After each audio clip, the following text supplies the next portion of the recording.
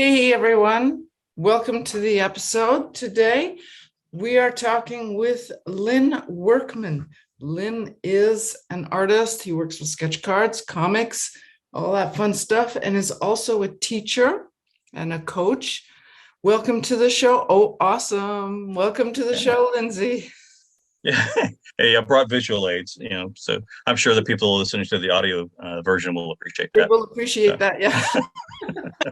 Hi, Lindsey. It's so nice to meet you. And somebody else called Lindsey. I'm very impressed about Thank you. Thank you. Yeah. that. Get Today is the Lindsey show. Can I start by asking you, when did you first start drawing and being interested in art? Is it something that was always there when you were a kid, and how did that develop? Yeah, as far back as I can remember, it's like maybe 3, 4 years old. I've got some actual sketches of Frankenstein I did around then, and I've always loved monsters, and I was obviously a big Batman fan. I was born the year of the Bat back in '66, so yeah, I love that. I love superheroes. I love sci-fi, fantasy, and then when Star Wars came around, well, then it kind of changed everything, and I was a huge fan of that. Did you used to pause your telly and copy the pictures? Oh yeah, because the problem with it was Star Wars wasn't available on like video at all. VHS back then, and you wouldn't see it on cable either. For the longest time. So what I had to do was use the either the comic books or the storybooks, the photo storybooks they had, or like the Power Records. That sort of thing is what I had to go off of for my reference. Or if I was a member of the fan club, so I got the Bantha Tracks newsletter. Oh, yeah. And that sort of thing. Yeah, it's kind of it. I didn't really pause it for that, but once that we got a VHS and I could pause things because the remote on it, that's all it had, was just pause. Pause and it would stop. It pause and it would go again. And some of the things I would pause and watch, but like movie Heavy Metal would only come on like maybe once a year, and when it did, a friend of mine had cable before I did. And so a bunch of us would get together and it would come on at like, 1, 2, 3 o'clock in the morning. So we'd have to stay up all night just to watch it because we couldn't record it or anything. So, Wow. That was the dark ages when you couldn't record. Yeah, if you memory. If you missed it, you missed it. Yeah.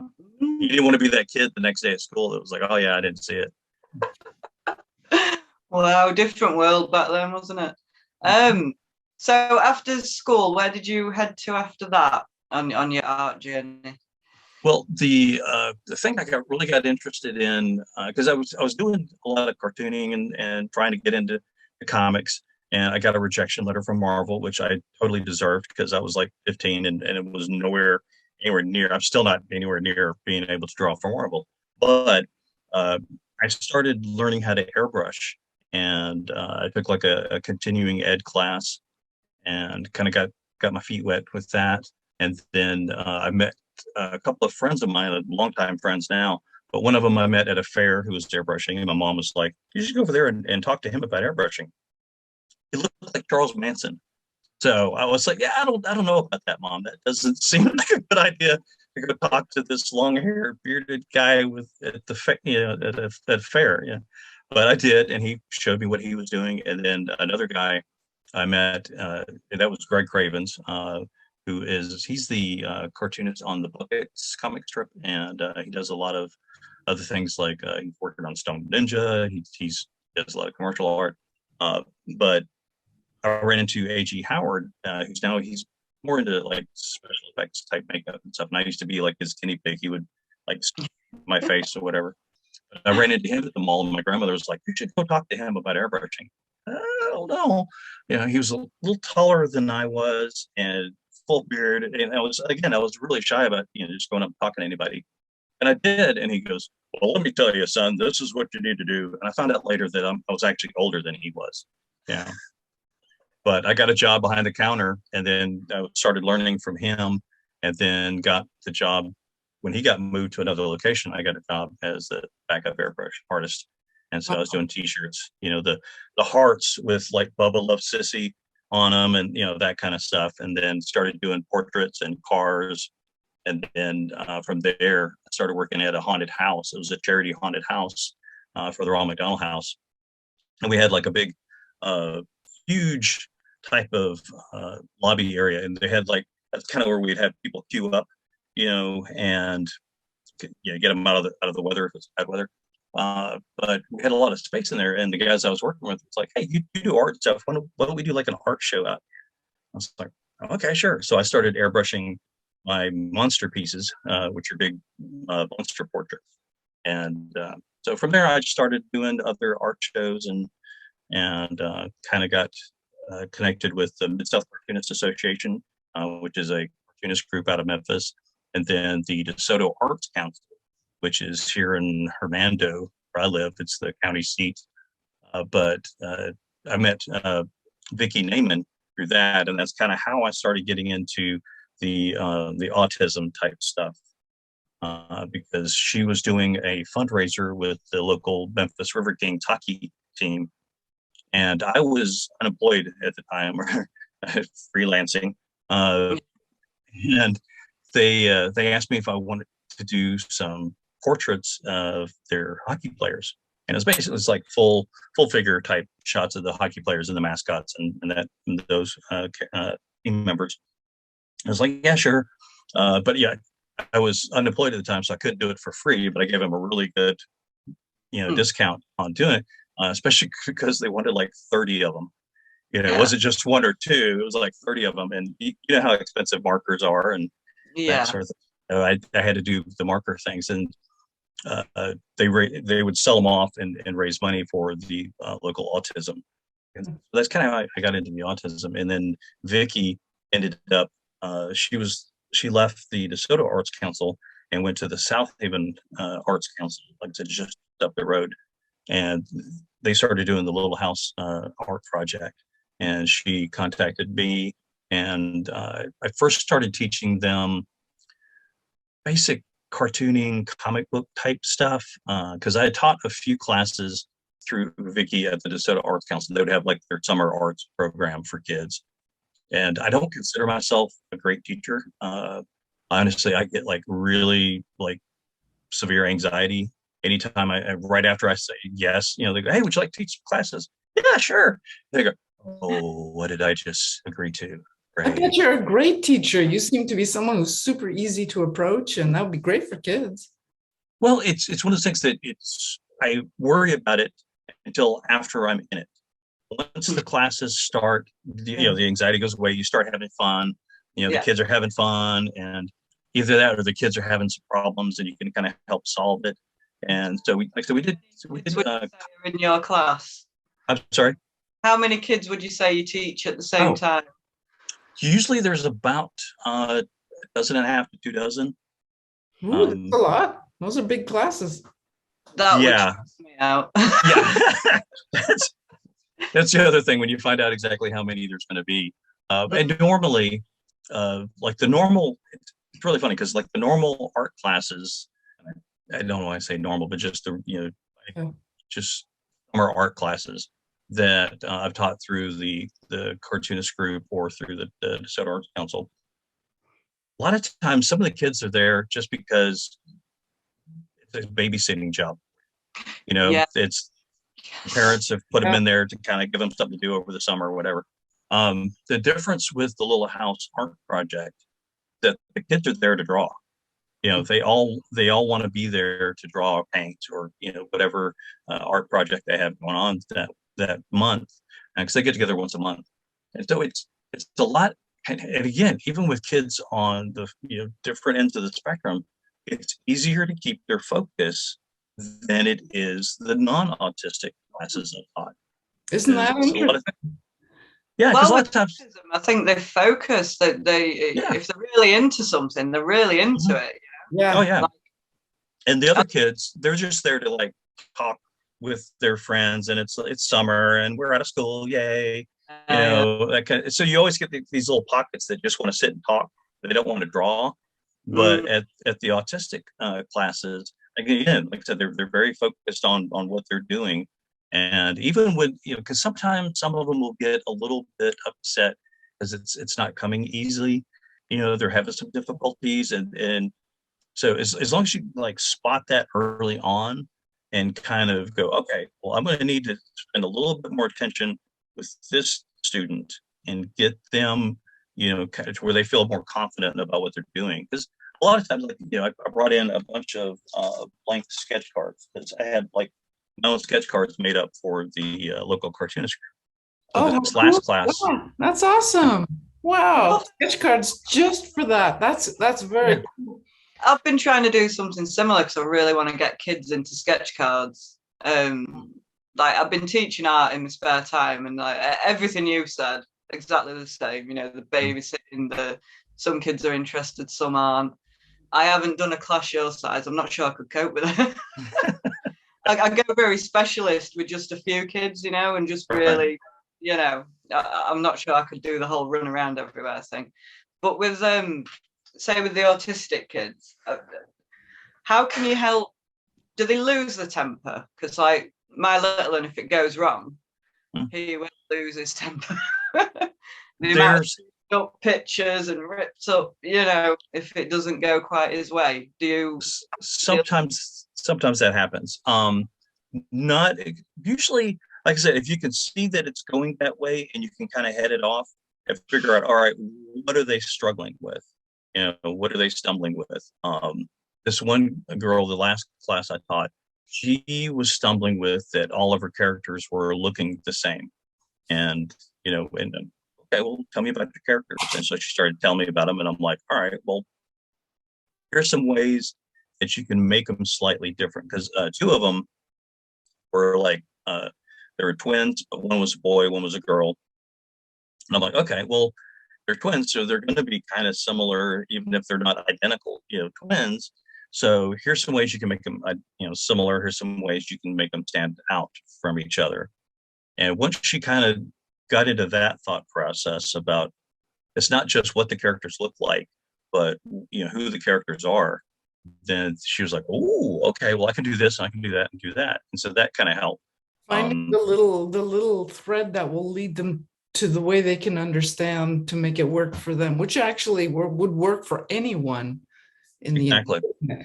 But what do you do if like they get a little bit off the track and they start getting really frustrated and they start ripping things up? And do you have a solution for that? Extras. Ah, Plenty of extras. That's one of the things I tell them. It's like this, this isn't something that has to be perfect your first try. If you want to do a sketch first and kind of work it out and then do it, it's fine. I said, if not, I got plenty of these things. And I'll hand them out. Like, I'll ask them, how many do you want? I'll give them 3 or 4 of them to start with, and then if they want more, that's great. And if they really get into it, I'll give them a few extra to take home with them, and I'll give everybody a little plastic sleeve to protect them.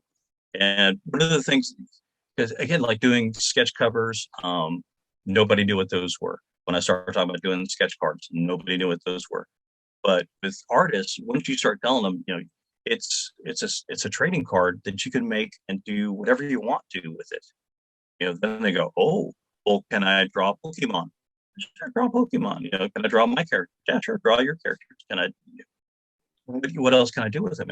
And so when they start learning that it's whatever you want to make out of it, that takes a little bit of the anxiety out for them, I think, because then it's just like, oh, okay, well, there's really no rules. I can draw it in pencil. I can do markers. I took a bunch of my Copics or Copics, however you pronounce it. Tomato. So but I'll take a lot of my Copics and my Prismacolors and letter sets, and because usually when I'm there, there's like Miss Vicky, they'll be there, overseeing everything and kind of making sure everybody's got what they want. But there's also other people there that kind of help out and are assistants and make sure everything's going on track. But we also have some folks like Grace Smith, who's one of the kids that I met when she was little. She was like maybe or so, And now she's been there long enough that she helps out the other kids. And so, I brought my markers, let them play with that and try different things. Because they have like the cheapies and the Crayolas and whatever. But there's some of them that are like at that next level to where it's like, all right, you need to start showing them, what good professional art supplies are like. Because, with a group of 20 something kids, you're going to have, it's going to cost you a lot to keep them in supplies.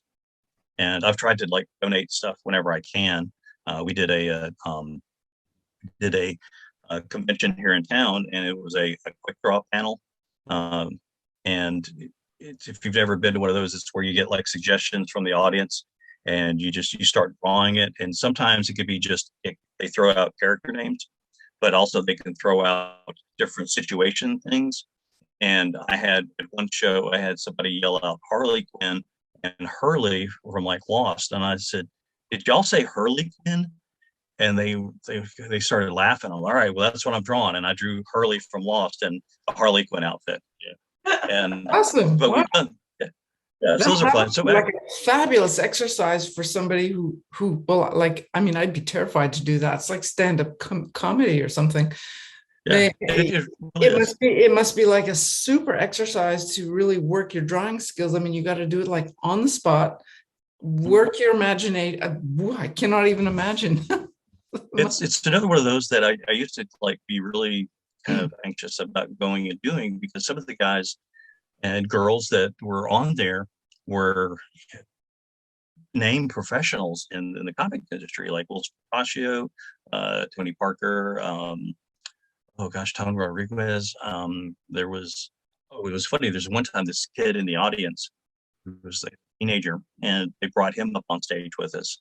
He was amazing with like caricature type things, and somebody yelled out Spock, and so he drew Spock.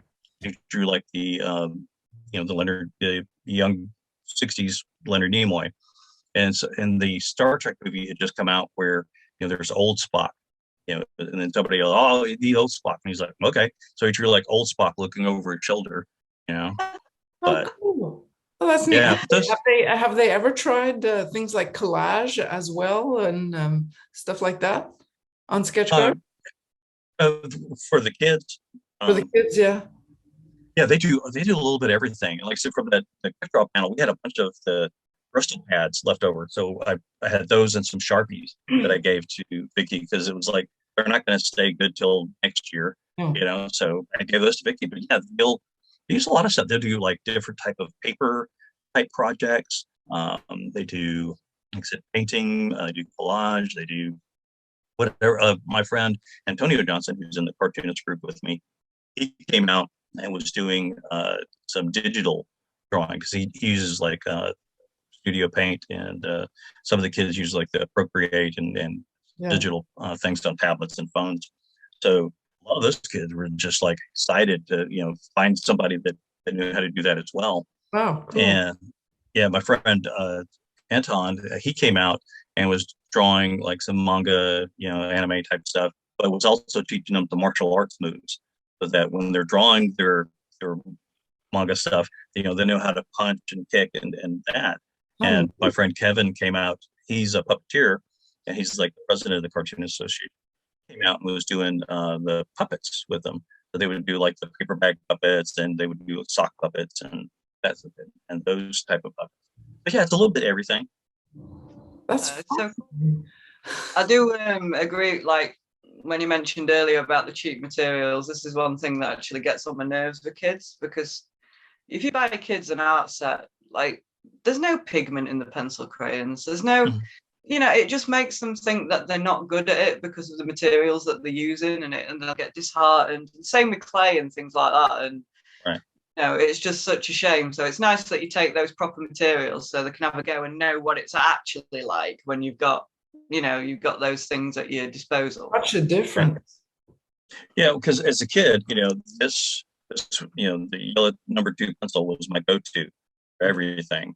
If it wasn't that, I would maybe grab like a ballpoint pen or something like that, because we would go on a lot of trips. I was like the oldest grandkid, and so usually when we go on these road trips, It was either like really young kids or it was old folks.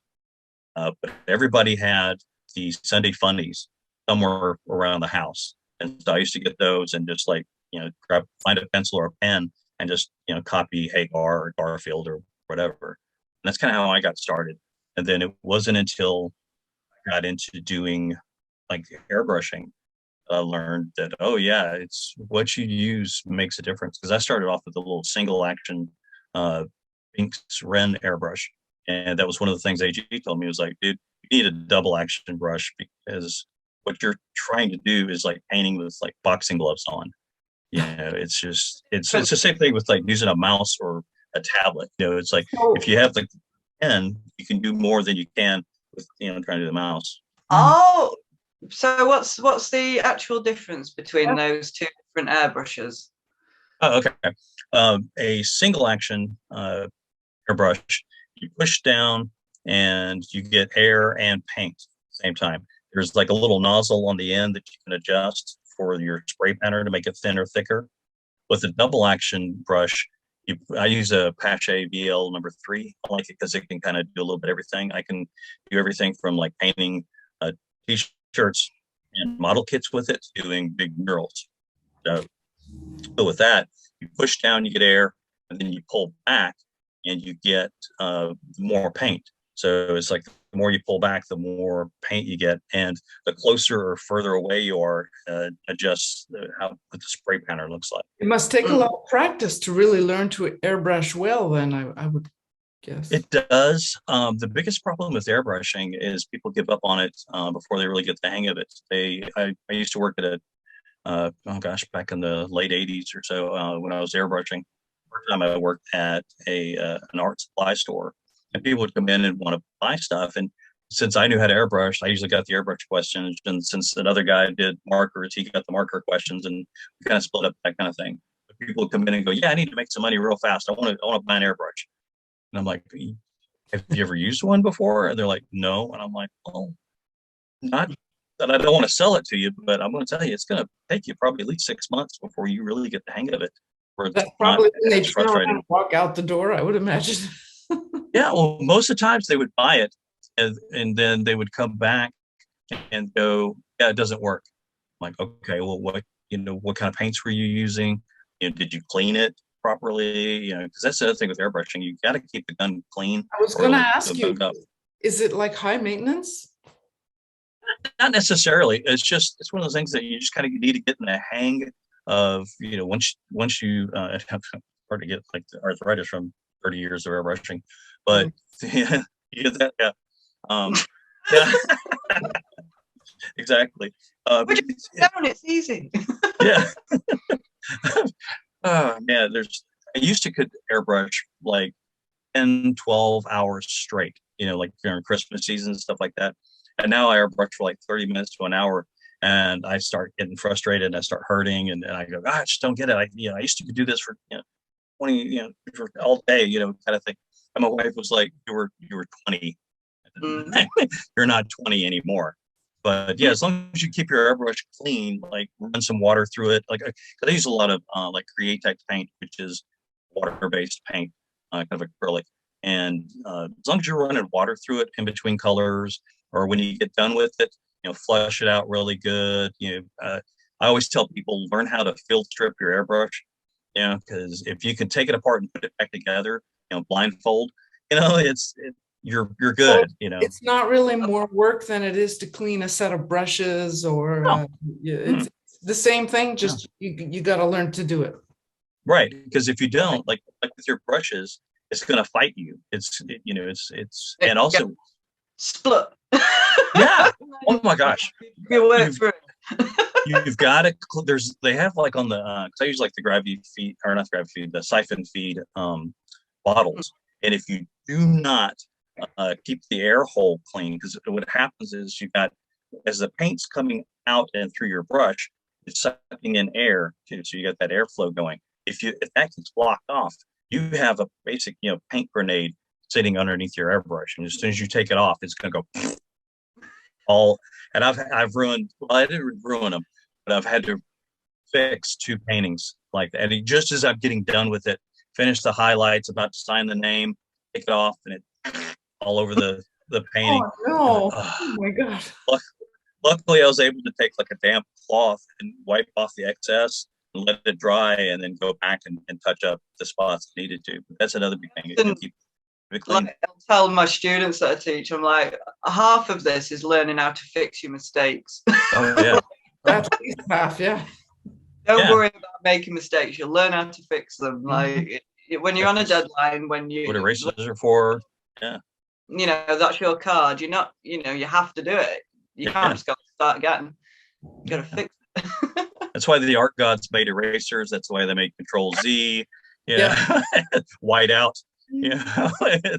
It's all that's what it's there for, you know. So speaking of which, how did you fall into sketch cards to work with, and so that you could, you know, introduce them to all those amazing kids?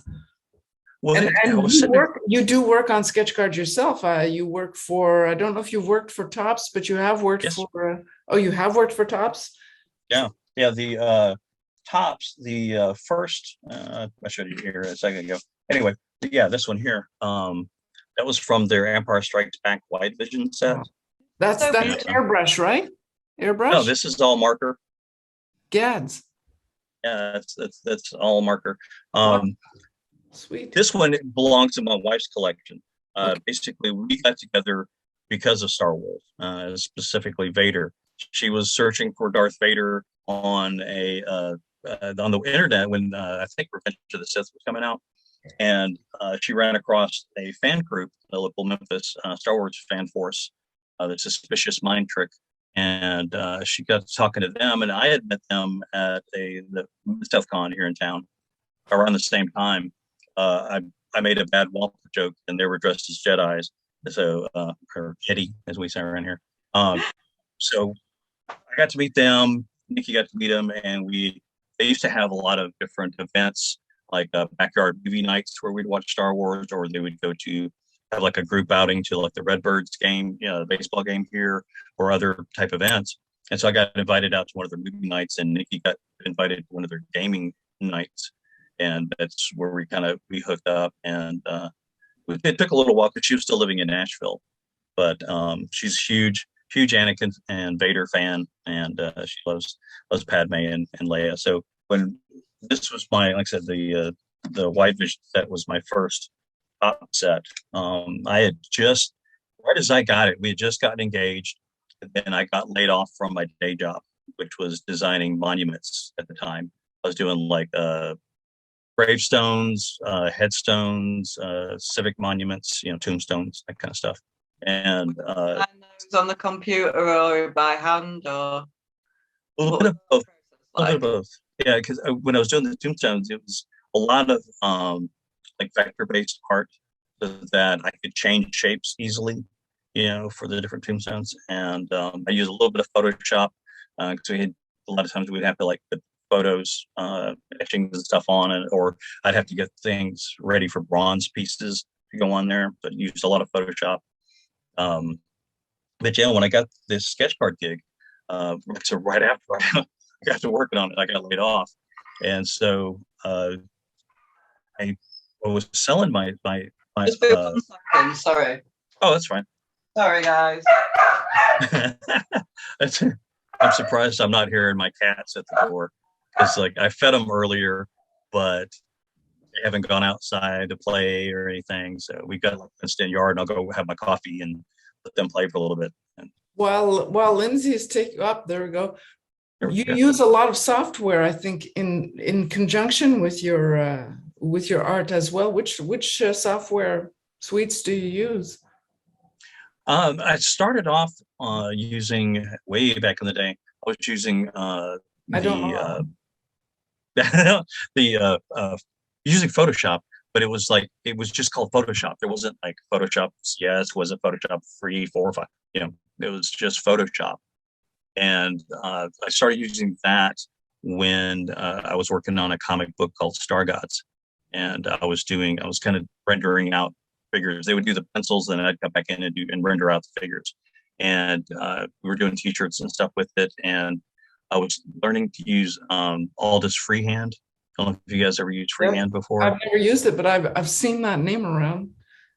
I liked the odd numbers. Every time they would do an even number, like I like 3, 5, whatever they did, like 4 or 6, whatever. They tried to make it more like Illustrator, and so they would move things or rename things, and it's like, oh, I got to relearn this whole program over again. It's maddening, and learn a because it was like, like, oh my god, they changed the name of everything and they put it here instead of there, and you have there, yeah, and it's like what should take me a minute or 2 minutes to get in there and do, you spend 15, 20 just trying to figure out how to do it again. So whenever they would switch back to like 5 or something like that, I go, oh, it's very much like what it used to be, but they've just added a couple more bells and whistles. So yeah, that's. Then I got into using CorelDRAW as the one of the t-shirt shops that I was a graphic artist at. That's what they used, and so I kind of got familiar with it because it was very similar to freehand. Little things were different, but for the most part, it became more and more like what I was used to. So it's been those. I do a little bit of Illustrator when I have to, but it's sometimes what I need to do with it, it's just like Photoshop. I use like that much of what it can actually do, so the simpler the better for me, because I'm not a tech guy. My wife is a techie. She loves it. That's she works for a company that does all kinds of tech stuff. So anytime I have problems, I just open the door over here and yell down the hall. That's cool. Yeah.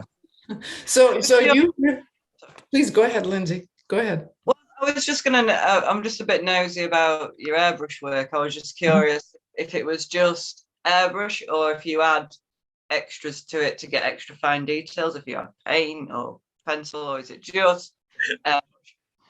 You say that because I was trying to do this Monster Portraits of Evil. It was like a solo art show that I did, and my airbrush was dying, or not my airbrush, my compressor was dying on me. And it was the last couple of paintings I was doing. And as it started dying, it would build up more condensation inside it. And I had like a couple of moisture traps on the compressor. I had one in the airline going to my brush, and I was still every now and then getting water spitting through, which kind of makes like a spider leg kind of or caterpillar effect if you're not careful. So I was having problems getting really fine details without having that happen. So I ended up just taking a detail brush and kind of putting in some like highlights or some eyelashes. So I was doing like a Bride of Frankenstein portrait. But that's another thing too. Like a lot of people don't think about their air source when they're airbrushing. And you can get the little silent compressors, and if you live in an apartment, I get it. You don't want to be disturbing the neighbors. I use a little pancake compressor. It has like a reservoir tank on it that's like a big, a few gallons, but it's portable. I can take it to go, do events, or if I want to paint murals, do that. I used to have a huge tank compressor. It was so big that it would like make the lights in the house dim when it came on. I was like, yeah, that's a little more power than I really need. Yeah, it was crazy. So I recommend just like a pancake, they call pancake compressor, anything that's got a tank reservoir on it, because that'll give you an even airflow. Those little silent compressors and the little EDB ones you've seen probably at art stores or something, they kind of go like that. But what that's doing is that the diaphragm is like pushing air out, like up, up, up, up, up, up, up, up, up, up. So it's not a smooth stream. Right. So as you're painting, you're gonna feel that. But if you can get a tank compressor, or like I said, a pancake compressor, and I usually don't recommend going, over about 80 psi, pounds per square inch. Depending on what paint, you may need a little more, a little less, or what you're painting on, but usually about 80. But I always say, make sure your compressor can do at least 100 pounds per square inch. That way you're not overtaxing it and you're not going to kill it, because usually my compressors last several years. And even my airbrush, I've got like my airbrush graveyard in my my tackle box, excuse me, that it's got airbrush parts and pieces, and I can swap them out. And this airbrush thing, it's a real investment. I mean, an investment not just in money, but in time, learning. So I guess it's kind of like I don't know, painting or something like that. I suppose you have to really decide that's what you're going to do, learn to do it. And I guess you kind of stay with it because you've invested all that time to really learn it. Or do you play in with different mediums, and how do you approach that? My wife says my art's very schizophrenic because I kind of go all over the place and I do different things. And like I said, I started off with the airbrushing, I first started off just drawing, sketching, then did the airbrushing. Then I got into doing like acrylic painting. I got into doing the markers, and it's just finding new stuff. And you go, "Ooh, this is kind of fun." Whether it's my friends were doing it. The first comic job I ever did, my friend Greg introduced me into airbrushing. He was working on a Planet of the Apes comic book, and he was running behind on deadline. And he called a few of us and said, "Hey, can you guys come over and help me do zipatone on these backgrounds?" And zipatone is those little dot patterns that you see in the background of comics. So you see a lot of manga type comics these days, but it was a sheet of film with dots on one side and adhesive on the other, and you cut it out with an X-Acto. And so as he was finishing inking the pages, he would zip them across the room to us. We'd grab it, slap it down, and start putting those dots in the background on the film. So that's kind of how I got into that. And I was like, wow, this is how comics are actually done, because I'd never seen anybody. There was no YouTube. I didn't go to conventions back then, so I never knew exactly how comics were produced other than what I'd seen in my How to Draw Comics the Marvel Way book. It was like one of the first art books I ever got. I think I have that book. Yeah. Have you worked on comics since? So you helped out with the Planet of the Apes one? Yeah, that was just a little bit of going. We did Star Gods. We did a few issues of it back in the mid '90s, and then in the 2000s, my friend Dave Beatty and I actually did some. We did some self-publishing series called Gucci Tales. Started off as a web comic, and everybody kept going, "Where's the actual comic?" Nobody knew what a web comic was back then. And so we ended up doing printed 3 issues, went through Diamond, finally got through them. And then Dave, we had some issues with Diamond, and then Dave started working more for Marvel and DC, and we had less time for this. And then by then I'd gotten married and was, so it's kind of fell by the wayside. But I've done a few other little comic projects here and there. In our local group, the MSCA, we've self-published a couple of group anthology books. And then recently we did like a bunch of zines. Black and white zines. And they're real easy to do. And everybody has like a page or two, or 4 or 5, however many you want. And we did like 6 issues of that just before the pandemic hit. And I was like, after the pandemic hit, it was kind of hard to kind of get everybody together and kind of excited about it. So I'm hoping we'll do that again. You're an artist, but you're also a publisher because you have published some books, actually. I do, and my bank account will attest to that. We were doing it back before Kickstarter hit, and before a lot of social media. So a lot of it came out of our pockets. And yeah, I see a lot of people doing Kickstarters and stuff like that now. And I would like to do a Kickstarter. Yeah, I've been talking to Richard Parks with our Parks cards. I've got a couple of stuff that I need to get started on for him, but I've been talking to him about doing a sketch card, or not necessarily a trading card set of my own. I was just going to ask you if you had any plans to do a trading card set. Yes, I do, but I've got to get all these other sketch cards out of the way first, where I can really focus on it. Again, the 3 of us are in the same boat here. Yeah. Daggum Richard, every time I turn around, he'll give me an invite. I got another invite for his Halloween set, which I had a lot of fun doing last year. Yeah. And I'm like, I don't want to say no to that because I had so much fun last year. Because they're fun. You want to do them, but it just leaves you with no time for your own work at all. Well, the thing I like about Richard's sets is that I can do a smaller commitment. It's not like when I was working for Top, it was 100, 150 cards or more. Yeah. And after the first set I did, it was like, yay, I'm drawing Star Wars. I'm getting paid to draw Star Wars. The 11-year-old in me was all excited. But by the third, fourth, fifth, sixth set, you're just like, how many Darth Vaders can I draw? How many Holly's can I draw? What And this year was did you start? What year did you start for tops? tops would have been around 2011, I guess, 2010, Hey, 2011. all right. You're a few years later than me, but not by much, really. I started in 2006 or seven or something. So Okay. fairly close. Yeah, I got to say, I never get tired of Star Wars, but you do like to have something else to do too sometimes. Right. Yeah, because I did a Mars Attack set for tops, Yeah, and did that was a lot of fun.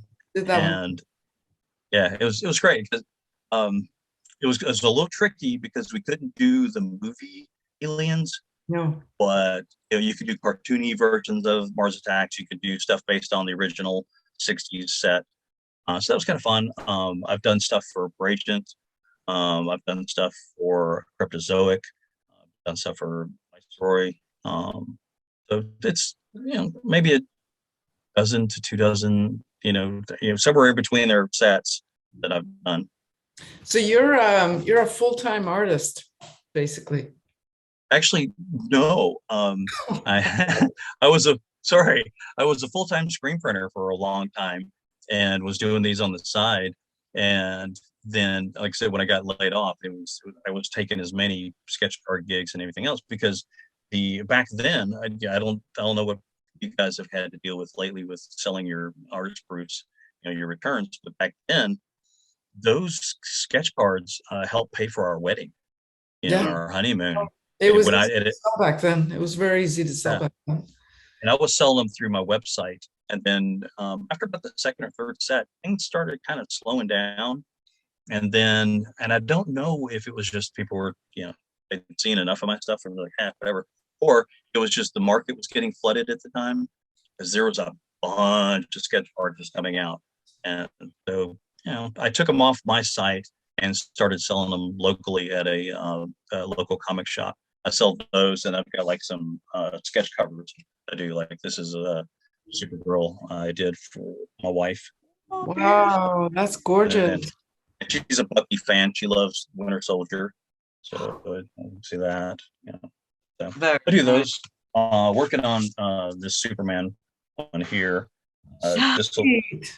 Wow. this will go to an auction to help save the Massic Theater up there in Metropolis. The theater that was built back in the 1930s, like 1938, which is the year of Superman. And so it's knock it down. it came that close to getting knocked down, and then this group came in to help save it. And then Noelle Neal, who was the original Lois Lane and like the TV show. Well, she was the original Lois Lane in the serials, and then she was the second Lois Lane in the TV show. Her, I guess you calling her manager. He was her biographer. He ended up buying the building, putting a new roof on it, then sold it back to this group, at a really, really low price just to keep it from being torn down. And at one time there was no roof on it.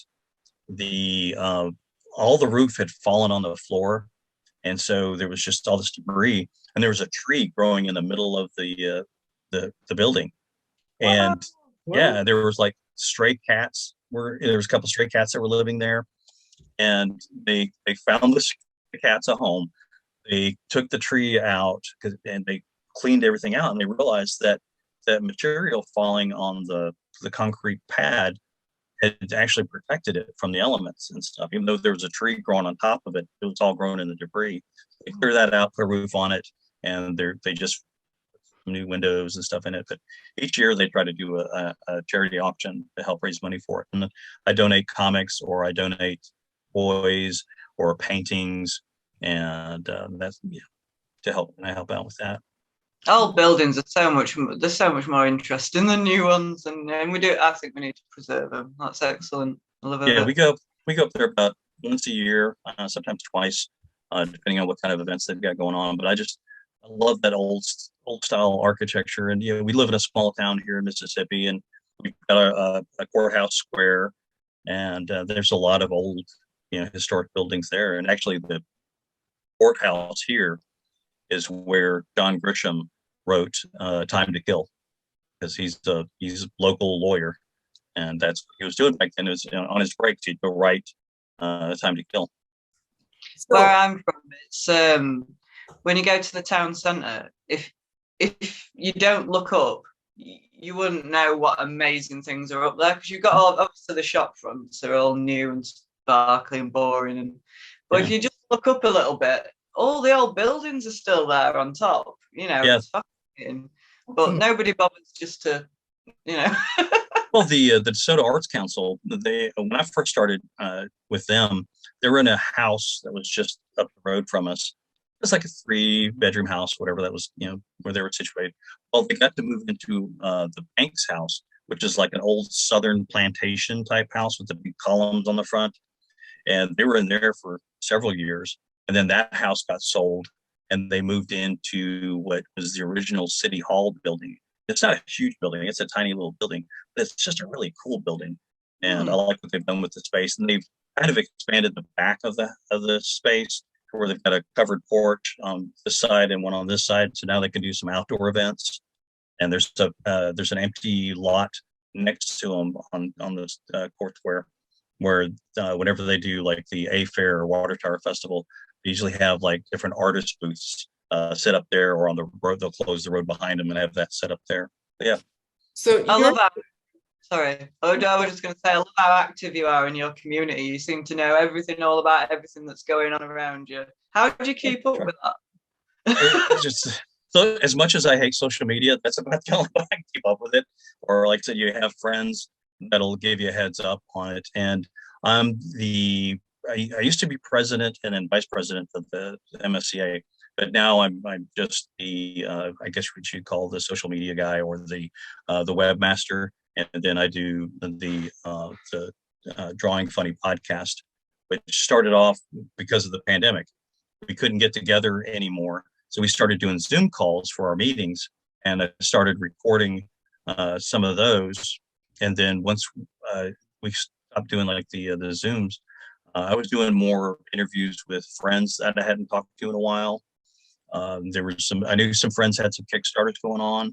So I was like, all right, well, let's talk to them. Like Sal Abenanti, who had the Atomica, and what was it? I can't remember. But also had a couple of friends that were doing Kickstarters. Dave Dewanch, Steve Bryant, who does the Tina Voltaire. John. What's the name of your podcast so people can find it? Drawing Funny. Drawing Funny. Okay. Drawingfunny.com. Would you say you prefer doing cartoons or realism? Where's your interest?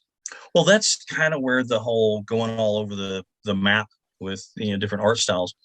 By the time you get tired of one style, start to get some burnout going, I can switch gears and do something else. I do sculpting. I use like a magic sculpt, like a 2-part prison.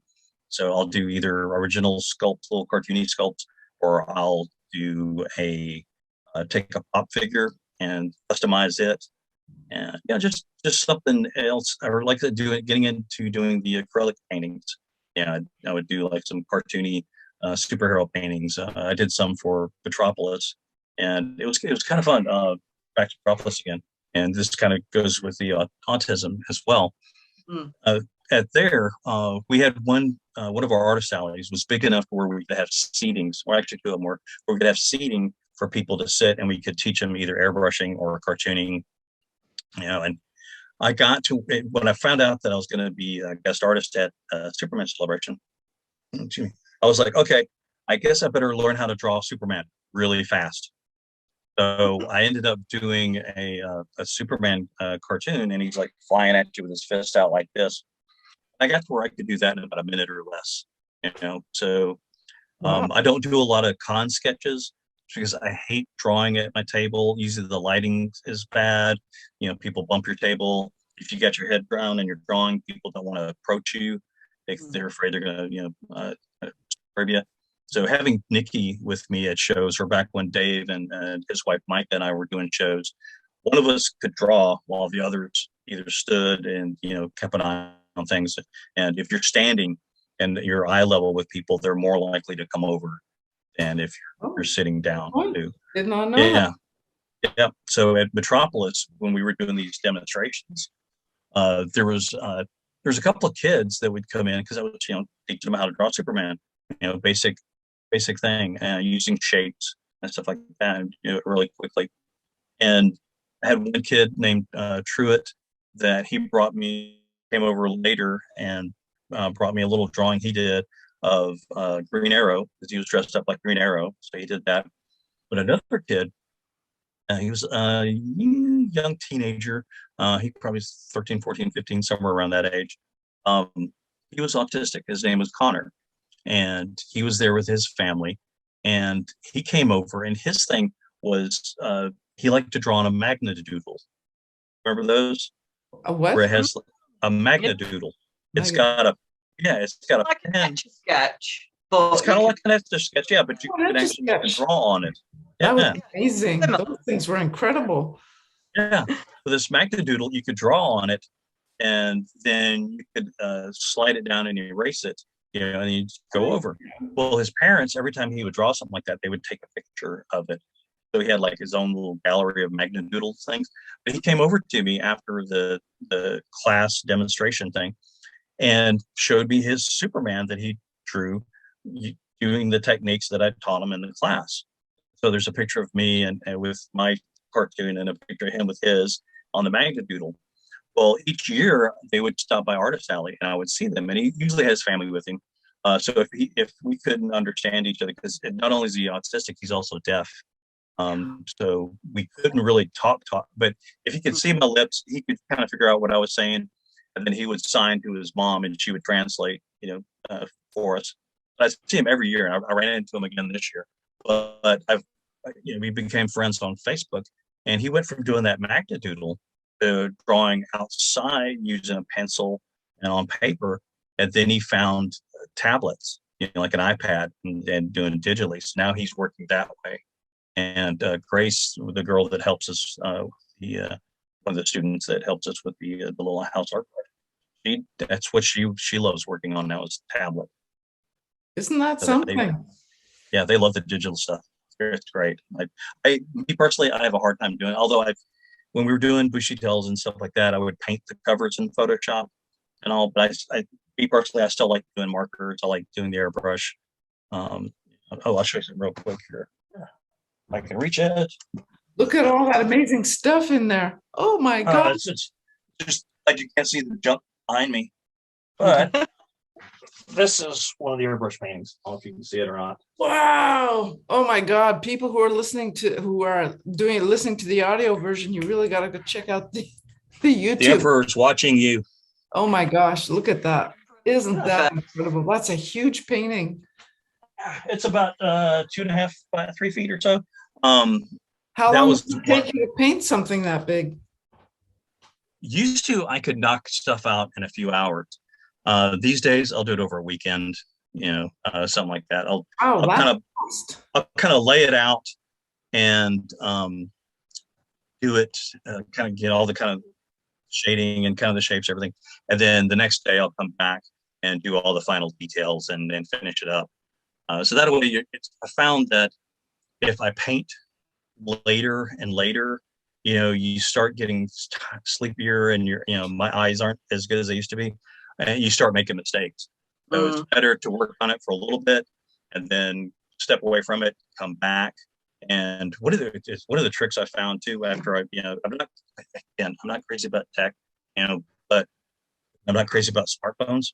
But one thing I've learned doing paintings like that, especially the bigger ones, because I've done some that are like 5 feet by 5 feet, anything bigger than that is just too big to travel with, try to get to somewhere. And I don't have a little pickup truck anymore that I can haul them around in. So I have to keep everything about 2 foot by 3 foot, or maybe 3 by 4. But I've learned that taking my phone and as I'm working, take a picture of it, and it works too with sketch cards, and then look at that picture and go, oh, I see what my problems are. Yeah, that's a very good point to make. Very good point to make. Yeah. Looking at what you're You see it, don't you? Yeah. I'll do that all the time. I'll upload a picture I've done to Facebook and I'll be like, that looks wrong. I didn't notice that. You'll notice it's the same thing with self-publishing. If you do anything wrong in the comic, misspell something, whatever, you will never see it until it's published. And then all your mistakes are right there.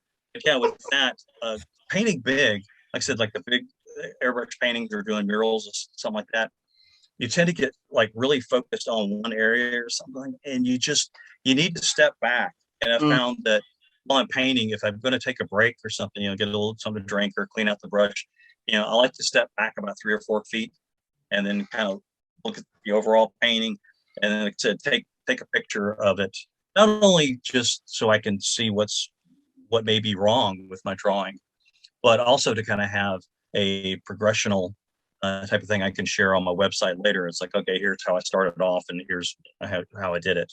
I like the word.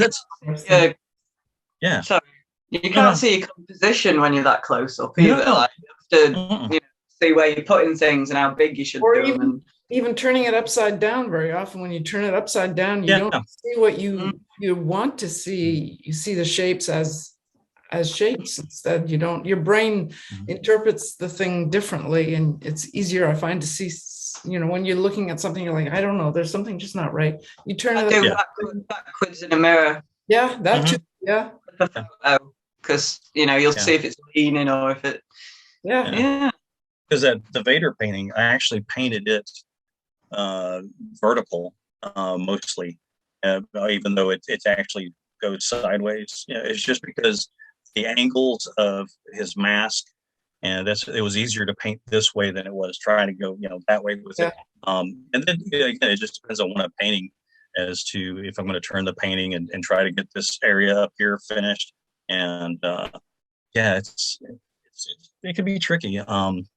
But definitely stepping back and seeing the whole picture. And one thing I've learned about airbrushing too is something I learned doing photography and kind of studying some of the old like Hollywood portraits, like the old glamour shots, type portraits, was that most of the photography had a short depth of field, and they focused right here is like this triangle of the eyes, nose, mouth. That was in focus. And the further it went back, the softer it got. Yeah. And a lot of people try to get like detail in everything. Yeah. Tend to overwork it. And it ends up, instead of looking more three-dimensional, it looks flat. And it's actually the simpler you can keep it with, especially portraits, and learn to use that depth of field. There you go. It's giving depth to whatever it is that you're absolutely right. Yeah. And for photography, it means using like a lower f-stop. Like a 2 point whatever or 4, you're getting this in focus, but like behind my earphones wouldn't be in focus. It's that kind of thing. And it's a little trick like that you learn that makes all the difference in your paintings. And like I was doing a Yoda sketch card, that wide vision set, and I'm like, it's not looking right. What is wrong with this thing? It was driving me insane. And then it dawned on me, in that shot in the movie, what makes it look creepy is Yoda is cross-eyed. And I was drawing his eyes looking straight ahead, and I got to looking at the reference photo, and I'm like, and watch the movie again. I'm like, oh, he's cross-eyed in that shot. That's what makes it look creepy, because he's like, it looks like, I'm not afraid. That shot is like, that's why he's creepy, because he's cross-eyed. And I did a Barry Manilow. I find he probably is cross-eyed, but I know that scene that you're thinking of, and the way the light falls on the Muppet, it puts all this shade right here, so it looks like one big eye all the way across type thing. Yeah, it's creepy. It's creepy. Yeah, it's really creepy. It's very, very Jason or something, or Friday the 13th. Yeah. Yeah, well, a little scary Muppet. But I did a Barry Manilow portrait back when I was painting T-shirts. The guy that worked next door, his wife was a huge Barry Manilow fan. Started painting Barry, and I could not get his face to look right. It was driving me crazy, just like Yoda. And then I realized Barry Manilow, if you look at his pictures, look at his photos, he has one eye that is slightly higher than the other. His face is not symmetrical at all. I mean, nobody's face is really symmetrical, but his really isn't. And so once I figured that, I was like, oh, okay, one eye slightly higher than I did. It looks fine. It's little things like that. And doing the portraits, the airbrush portraits, and even with the sketch cards and stuff like that, it doesn't look alive until you put the little white dots, the little highlights in their eyes. And I don't know what it is about that just it brings it to life. And I guess it's kind of like if you guys ever watched the movie The Thing. Love The Thing. The Kurt Russell version. Yeah. Yes. Well, apparently the people that are like possessed by the alien, whatever, their eyes are dead. They have like no highlights or something. And I was like, oh, and that's when it kind of clicked with me. I was like, oh, okay. It's the white highlights and it's a simple thing, just little white dots that can bring. Yeah. Mm-hmm. I wish I could watch that film for the first time every time. The Thing. Oh, it's brilliant. Love it. Amazing. For your Kickstarter, are you able to tell us anything about what you're planning to do? Is it secrets? Does it help you for us to talk about it a little bit, or? Well, it's one of those things. If anybody beats me to it, I guess I'll just support their Kickstarter and not do mine. But if it's a special idea, then no, it's basically I've done a series of cartoons called Scared Silly, and I started them back when I was doing the haunted house. And it's basically, everything from Universal monsters to sci-fi monsters and aliens to like Jason, Freddy type characters. Just, little one-panel gag cartoons. So I want to do that as sketch cards. Or not sketch cards. I keep saying sketch cards because it's like stuck in my brain. But as trading cards.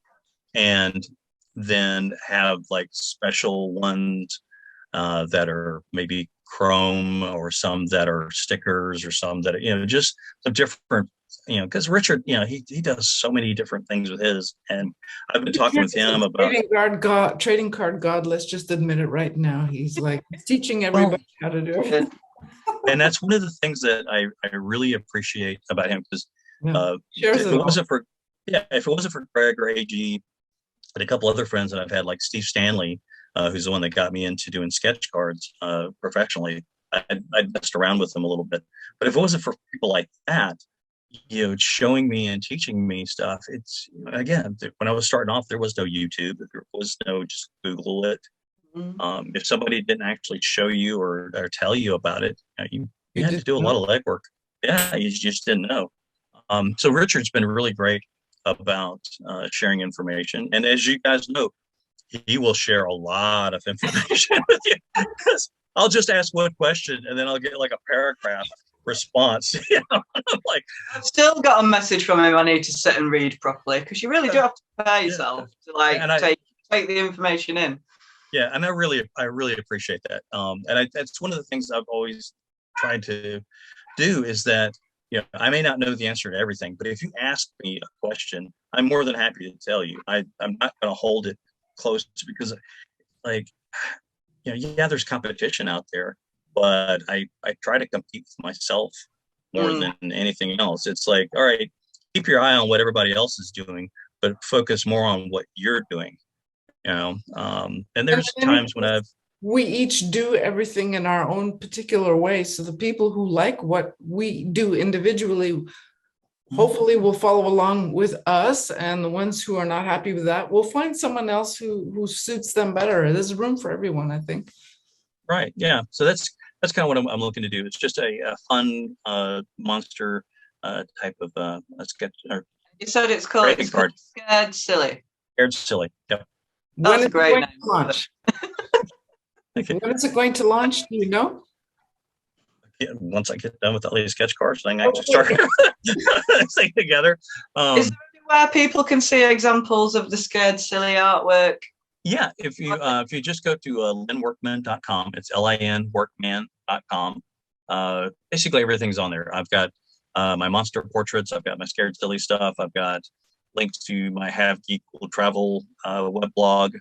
I've got my podcast link is on there, and also there's lots of I don't really call them tutorials, but just kind of progressional type. Anytime I do a sketch card set, and it's okay to actually post pictures of the sketch card set, which you guys know about all that's going on right now. But just for people kind of getting into doing sketch cards and stuff like that, do not post anything online until it has been approved, and don't try to sell anything until and don't and been approved and announced, because once it's announced to the public, then you can start, hey, I'm on the sketch card set or whatever.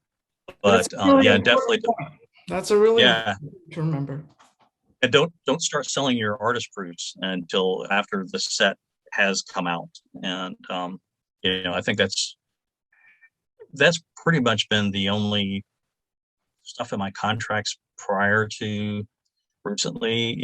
Has just been, again, make sure everything's approved, make sure that the set has been announced, and don't sell until the set is out. I mean, it's pretty simple. Also, don't draw what the company tells you you're not allowed to draw. It may seem like to do that. If they tell you they don't want you to draw that particular thing, just don't do it. You can do other stuff on your own, just don't do it for the company.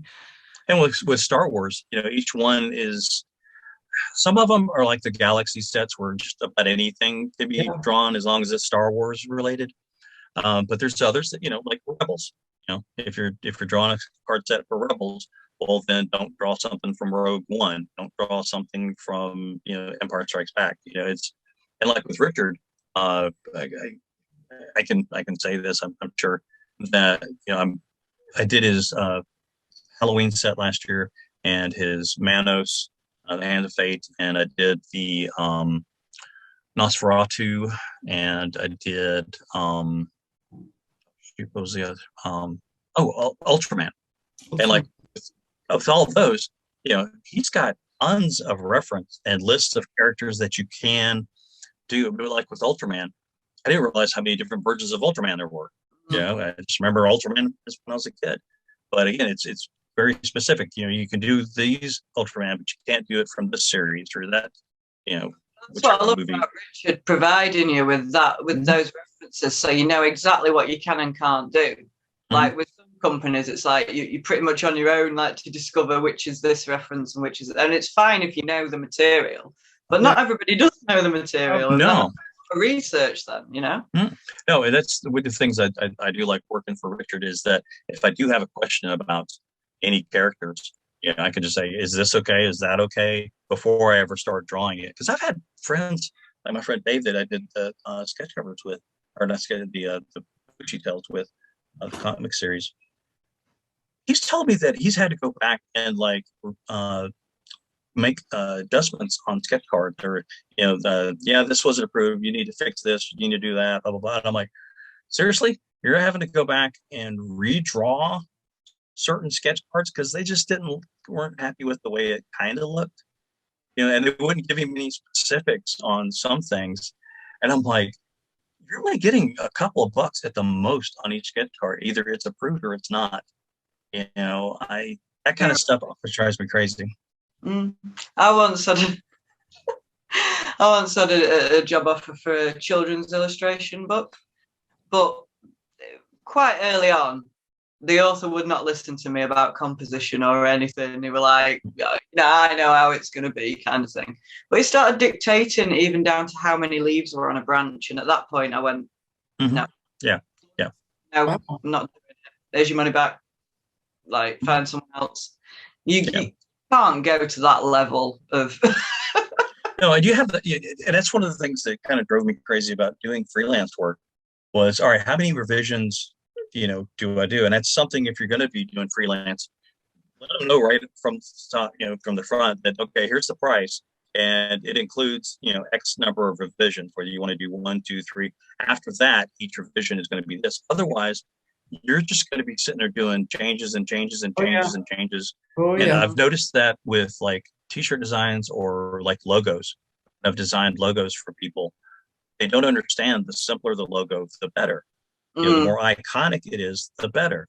It should be able to work, big, or it should be able to work, 1 inch tall. It should be able to work multicolor or as a one color design. And most people, the straights of the world, or whatever you want to call them, the non-artist peoples, they don't get that. they just don't get it. No. Yeah. And so they want to overwork it. Just go boom in your brain. Boom. It's that. Like I always use the example of Apple. I mean, like look at Apple. Like how complicated Apple, is it? Nike. I mean, it's all of it. Like the bat logo. You immediately know what it is. And there was a guy that used to teach at the art school here in Memphis, and I didn't get to take classes from him, but I've had friends that did. And he came up with like the International Harvester logo, little IH. And if you look at it real closely, it's a front view of a guy on a tractor. But it's kind of subliminal. Oh, okay. Yeah. Yeah. A lot of car logos, like Mercedes is a steering wheel, and and there's some that are like look like a road, and And Taurus, Yes, it's a bunch of horns, I think, or something. Yeah. So I mean, it's working in. Like sometimes it can be completely obvious as to what it is, but other times I think some of the best logos are slightly subliminal. Where it's like once you see it, you go, well, of course, that's why it works. Find that little. KFC looks like he's got a big head and a tiny body. That's my favorite. When you look at it like that. I get it. I could be talking. We could be talking about this all day. We will have to kind of bring this to a slow close. You're so interesting. You've done so I love much. that she talks. She talks with her hands like I do. I love it. Oh, yeah, I think that's a creative thing. You're very expressive. Like, yeah. My wife says if you tied my hands together, I couldn't speak. So yeah. Yeah. Yeah, exactly. Anyway, so what do you see for the future of your business? Because you're a businessman, you basically have your own business. You're getting in. You already are a publisher. Sketch cards. You work for other people. You're a freelancer. You're a teacher. You have special ed education, if that's a correct way of saying it. What do you see for your future? My wife calls me special. I don't think she means it the same way, but yes. It's funny because like when we got together and I did like I said, I got laid off and I had to do the freelance stuff. Because before, whenever I did freelance stuff or if I did stuff for charities, I had my day job. So whatever I did at night, if it was fun, I'd do stuff for charities left and right. But when you start having to freelance, you kind of have to start pulling that back, the reins on that back a little bit, and go, I would love to help you, but I got to pay my bills.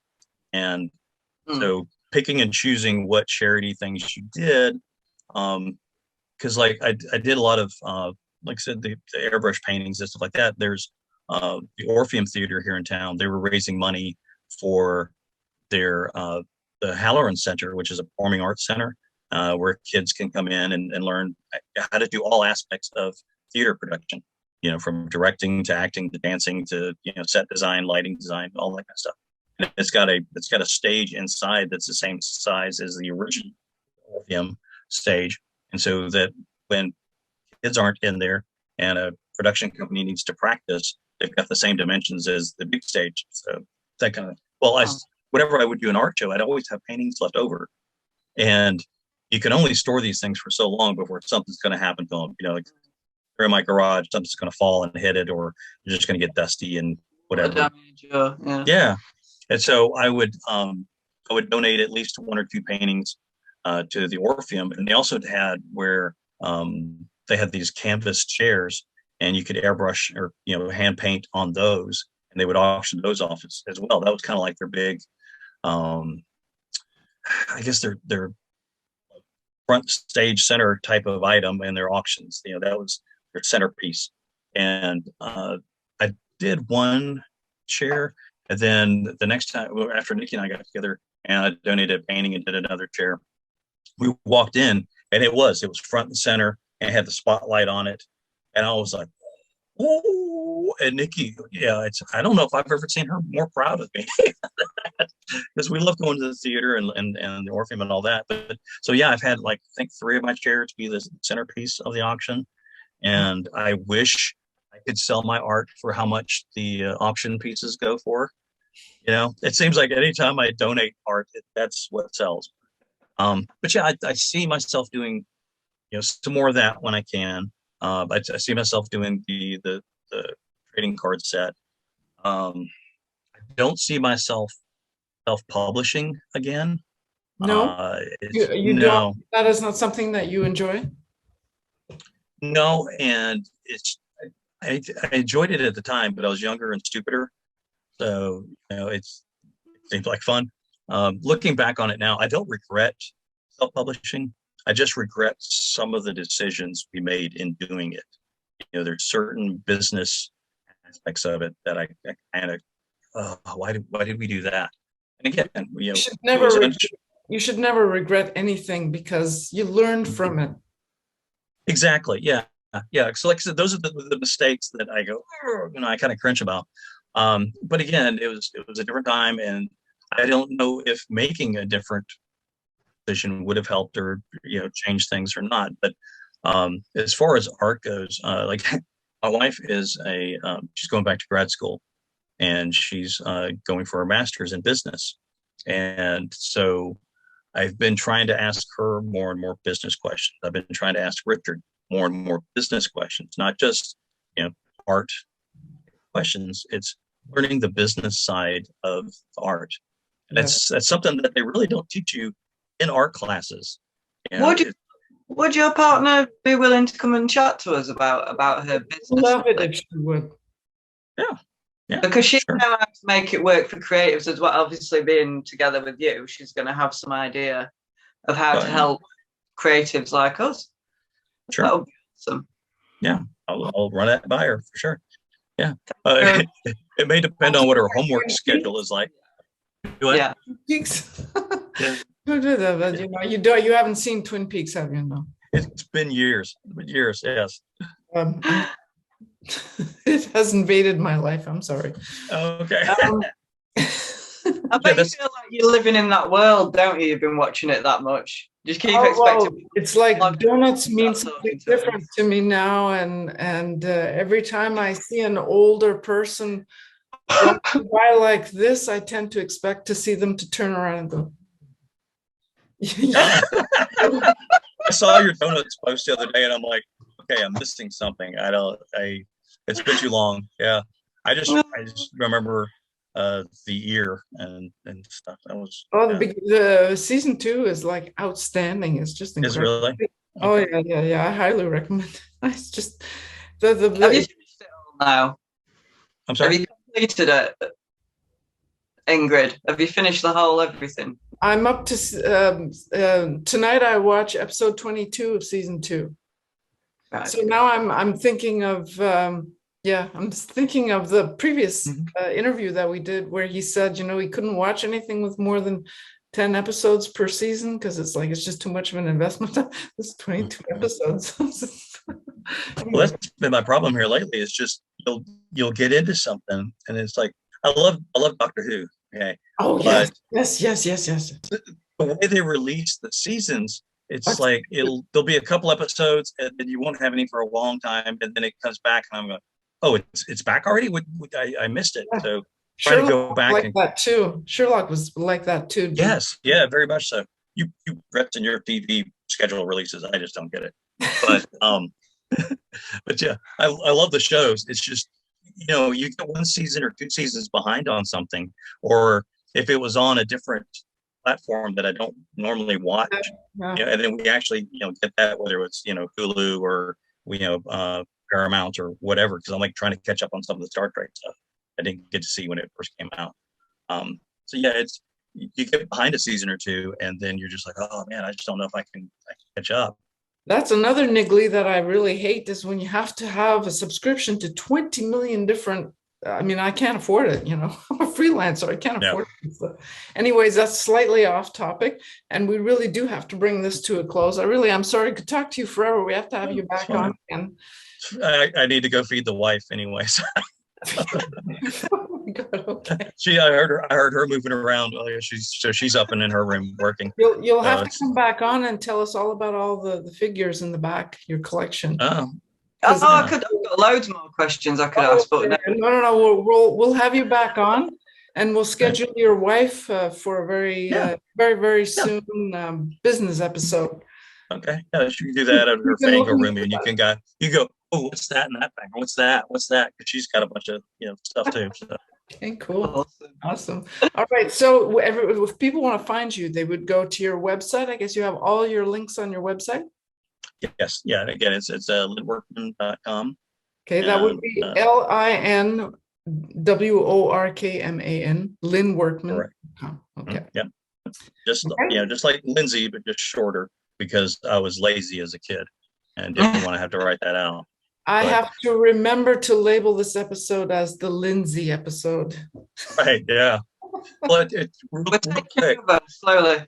That's right. Yeah, we're everywhere. But real quick, I wanted to tell you guys that I got into doing sketch cards professionally after like the Comic Geek Speak guys. They did a secret society of sketch card artists at a couple of their events. They did like a episode 300. They were a podcast. They did episode 300 in Reading, Pennsylvania, and we would do sketch cards. And everybody would do a sketch card and pitch it in a bag or whatever. And then, however many sketch cards you pitched in, you could get. This is like from my buddy Dave. Maybe. However many you pitched in, you could pull one out. So we were doing that, and we had these badges. And if anybody, the second time, anybody saw you wearing a badge, they would walk up and they would go, "You want to trade?" And they would like open up, how many sketch cards they had, and we would trade with each other. And then, so that's kind of fun if anybody wants to try and do something like that at an event. And we need to have you back on to talk about events and ideas for events and getting the kids involved. I mean, because I've started doing Comic Cons now myself, and I've been wanting to get some sketch cards printed so I can get the kids into it. You've just got so many great ideas with stuff like that. Well, again, like some of it's just what I've picked up from other people over the years, and but the first gig I got for Tops was through Steve Stanley, and if you guys aren't familiar with his work, look him up. It should be stanleyart.com or something like that, or he's on Facebook. Look up Steve Stanley, Ley. He had asked me if I would, because he got me the first gig or the first guest appearance at the Metropolis Superman celebration. But he was working for Tops, and he asked me, "Hey, they're doing a Star Trek set. Do you want to be a part of it?" I was like, "Yeah, sure. What do I need to do?" And I printed out some of my own sketch cards, cut them up and whatever, and sent them samples of what I could do. Never heard anything back. And a little while later, Steve contacted me back and said, "Hey, did you ever hear anything from Tops?" No, nothing. He goes, "All right, well, they're doing a Star Wars set. It's an Empire set." And he said, "They're really looking for people that can work in color, use markers and can hit their deadlines." And I was like, all right. And he gave me the art director's email. And so in the subject line, I put, "Have markers, can hit deadlines," and sent it to him. And I got an immediate response, which if you've worked with Tops, sometimes getting an immediate response is a little tricky. But yeah, that's how I got started in sketch cards. It's just, have markers, can hit deadlines. That'll get you a lot of work in the office. I'm sorry. Mm-hmm. Yeah. Anyway. So that's how I got into it. That's awesome. That is fantastic. Well, we'll have to say goodbye, but you're definitely coming back on. So thank you. Thank you so much again for being on the podcast. To everyone, once again, that's linworkman.com. And thank you so much for joining us today, Lynn. Thank you so much. Thank you guys. Thank you guys for doing this. I've learned a lot watching and listening to the episodes. And again, Richard, I know you had to do the same thing with him. Richard, we gotta go now. Bye, Richard. I understand. And Floyd, man, that was crazy. Him running around his studio, and that was a lot of fun. It's been a pleasure talking with you too. Oh, it's been awesome. You have a fantastic day. Yes. You too. Bye-bye. Stay tuned.